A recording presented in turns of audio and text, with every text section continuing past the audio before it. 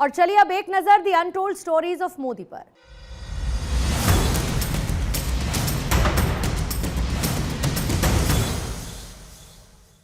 मैंने मोदी जी के सामने बीजेपी के घोषणा पत्र पर एक पुस्तक बनाने का प्रस्ताव रखा और मोदी जी ने इस प्रस्ताव को बिल्कुल अस्वीकार कर दिया।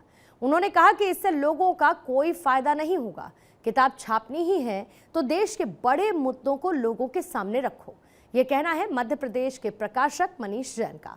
The untold stories of Modi में ऐसी ही एक अनसुनी कहानी मनीष जैन की जुबान। मैंने एक दिन उनसे बात की कि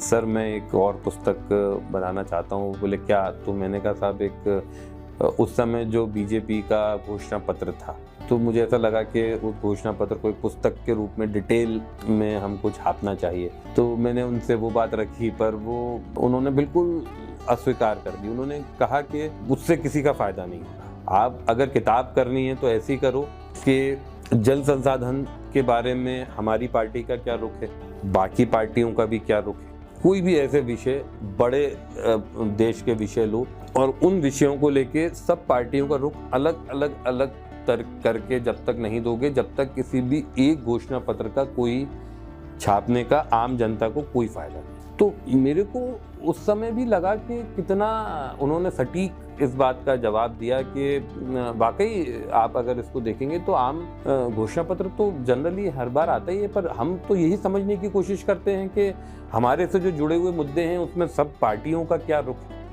और कई बार तो हम समझ भी नहीं पाते, कई बार तो रुख साफ भी नहीं होते। तो वो उनका एक बड़ा अच्छा डिसीजन था।